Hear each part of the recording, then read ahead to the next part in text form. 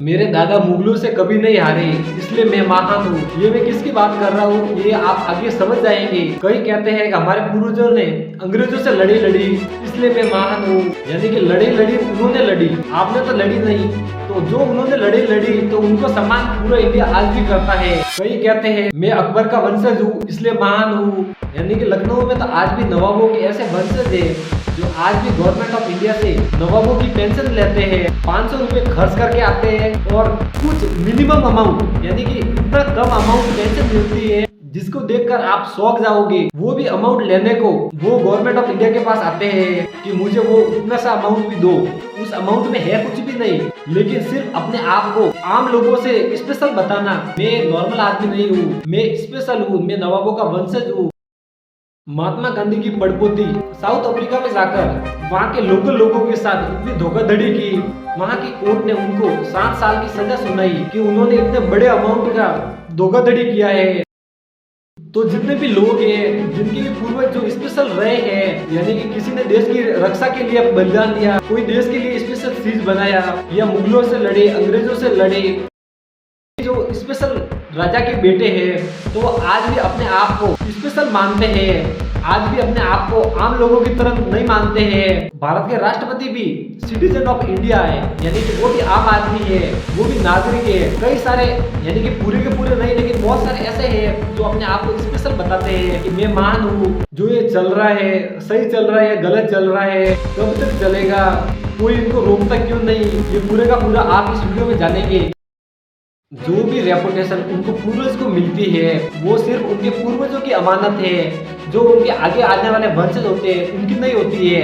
यानी कि एक ही वंशावली में कई लोग उनसे अच्छे भी निकलते हैं और कई लोग उनसे ज्यादा बहुत खराब भी निकलते हैं। ऐसा तो नहीं है कि जो उनके पूर्वज अच्छे थे तो आगे आने वाली जो भी पीढ़ियां होगी वो भी अच्छी होगी। जो अच्छे आपके पूर्वज थे तो उनको रेपुटेशन मिल रही है और उनको पूरा का पूरा देश चाहता है, तो उनके नाम पर अपने आप को महान बताना गलत बात है। यानी कि जो आपके पूर्वजों ने किया है, उन्होंने कुछ न कुछ बलिदान दिया है, अपनी जान जोखिम में डाली है, लड़ाइयाँ लड़ी है, युद्ध किए हैं, अपनी मौत हाथ में लेकर घूमे हैं। लेकिन अभी तो इंडिया में ऐसा है नहीं। कई लोग ऐसे हैं जो अपने पूर्वजों की तरह ही अपनी राजशाही कपड़े पहनकर घूमते हैं और पूरे के पूरे आज भी उसी राजशाही में रहते हैं। उनके दादा राजा थे, उनके बेटे हुए, फिर उनके बेटे हुए, यह साइकिल आज भी चल रहा है। यानी उनके पास पावर नहीं है लेकिन आज भी वो साइकिल चल रहा है। आज भी उनके आगे आने वाले बेटे जो भी बड़े बेटे होते हैं वो राजा बन रहे हैं। तो जो ये साइकिल चल रहा है ये कभी बंद होगा या नहीं होगा, और आपका इस पर क्या ओपिनियन है वो आप कमेंट में लिख सकते हैं। जो भी महान लोग हुए हैं जैसे कि झांसी की रानी हुई है तो वो सिर्फ झांसी की नहीं है, वो पूरे इंडिया की है। सिर्फ आप उनको झांसी का बताकर, ओरिजिन है ठीक है, आप उनका जन्म स्थान बताओ, जो भी उनका कंट्रीब्यूशन रहा है वो बताओ, लेकिन सिर्फ आप उनको सिर्फ झांसी का ही बताते हो तो वो बात गलत हो जाती है। यानी कि उनको सिर्फ आप एक सीमा में मान लेते हैं, पूरे इंडिया को रिप्रेजेंट करती है। यानी कि राजस्थान वाले भी उनको मानते हैं, महाराष्ट्र वाले भी मानते हैं, ऐसा तो नहीं है सिर्फ झांसी वाले ही मानते हैं। तो उनको सिर्फ आप स्पेसिफिक यानी आप अकेले रिप्रेजेंट करते हैं कि नहीं सिर्फ झांसी करने को हम ही रिप्रेजेंट करेंगे, तो वो सिर्फ उसी बेल्ट में सिमट कर रह जाती है। उनकी सीमा को कम मत करो, उनको और पूरे के पूरे इंडिया को रिप्रेजेंट करने दो।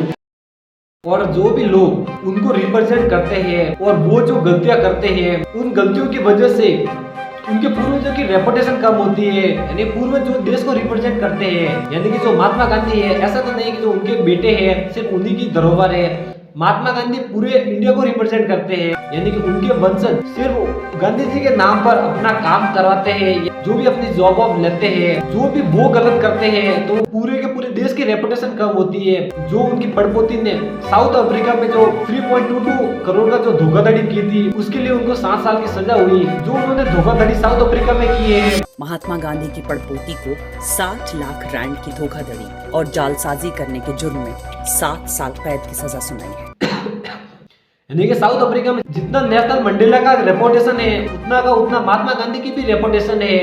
लेकिन उनके पड़पोती ने जो उधर धोखाधड़ी की है और उधर की कोर्ट ने जो सजा सुनाई है, जो उनकी गांधी जी की पड़पोती है उनकी रेपुटेशन कम नहीं हुई है, पूरे के पूरे इंडिया की रेपुटेशन डाउन हुई है। और साथ में महात्मा गांधी की खुद की भी रेपुटेशन कम हुई है। और जो भी उनके साइकिल वाले होते हैं उनका भी नाम खराब होते हैं। यानी कि उनके वंशज महात्मा गांधी के और आप धोखाधड़ी करते हैं, जो भी अपने आप को महान बताते हैं अपने पूर्वजों की वजह से, तो वो तो महान थे, पूरा इंडिया उनको महान मानता भी है और आगे भी ऐसे मानता रहेगा। उनकी वजह से जो उनके आगे आने वाले जो वंशज होते हैं वो महान नहीं हो जाते हैं, उनको खुद को भी कुछ स्पेशल करना पड़ेगा, यानी कि देश के लिए कुछ कंट्रीब्यूशन करना पड़ेगा। जो उनके पूर्वज महान थे तो उस साइकिल से जो नई आगे आने वाली पीढ़ी होती है वो महान नहीं हो जाती है, यानी कि ऐसा ही साइकिल चलता रहता है। जो गांधी जी की जो प्रबोधन किया है वो कभी होना ही नहीं चाहिए था।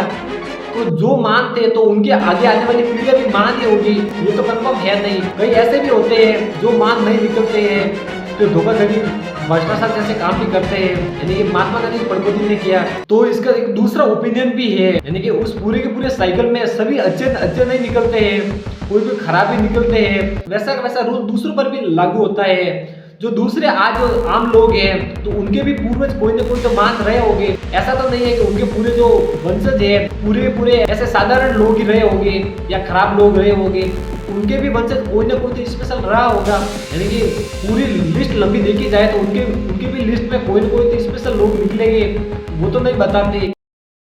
और जो भी उन लोगों की साइकिल होती है, जो भी उन लोगों के पूर्वज होते हैं, यानी कि लेटेस्ट 5 मान हो गए 10 मान हो गए, पूरे के पूरे पीछे जितना बैकवर्ड में जाते हैं 100% तो एक्यूरेसी है नहीं कि पूरे के पूरे स्पेशल लोग ही रहे होंगे, कोई नॉर्मल भी रहे होंगे, इसमें धोखाधड़ी भी की हुई। कई लोग ऐसा भी आर्गुमेंट बताते हैं, यानी कि आज वो राजशाही में रहते हैं, अपने आप को एक किंग की तरह रिप्रेजेंट करते हैं, लेकिन कई उनके पूर्वज ऐसे भी हैं जिन्होंने अंग्रेजों का साथ दिया था, इंडिया को फ्री कराने के लिए नहीं लेकिन अपनी सीट अपनी कुर्सी बचाने के लिए अंग्रेजों का साथ दिया हुआ है। वो कौन है जिन्होंने अंग्रेजों का साथ दिया था, उसका एग्जांपल आप कमेंट में बताओ। कई लोग ऐसा भी बताते हैं जो भी उनके पास है वो पूरा का पूरा उनके पूर्वजों ने गरीब लोगों से टैक्स के वसूल करके ही तो बनाया है, यानी वो कहीं और से तो लेके आए हैं नहीं। तो जो भी उनके पास जो धरोहर बची हुई है, जो भी चीजें हैं तो वो गरीबों की ही है, यानी वो है तो ओवरऑल टैक्स के द्वारा ही वसूल की गई, और टैक्स कहीं दूसरे देशों से तो लिया नहीं गया है, यही के लोगों से लिया गया है।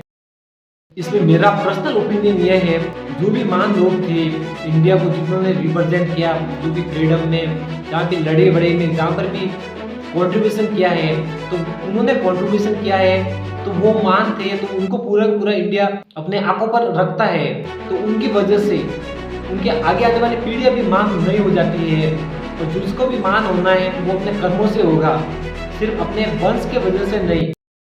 इस पूरे के पूरे में सबसे ज्यादा गलती मुझे आम लोगों की लगती है, यानी वो लोग तो आपको ऐसा कहते नहीं है कि आप मैं राजा हूँ, मेरे को आप हाथ जोड़ के खड़े हो जाओ, मुझे सलाम करो, मैं आऊँ तब आप खड़े हो जाओ, तो ऐसा वो तो लोग कहते नहीं है, आप ही अपनी इच्छा से करते हैं। तो इसमें ज्यादातर गलती आम लोगों की होती है, यानी उन लोगों ने तो कहा नहीं कि आप खड़े हो जाइए, लाइन में खड़े हो जाइए, वैसा कीजिए, उनको इतनी रेस्पेक्ट दीजिए नहीं दीजिए, ये जो भी करते हैं वो आप खुद अपनी इच्छा से करते हैं, तो गलती आपकी है, यानी कि सुधरना उनको नहीं, पहले आपको पड़ेगा।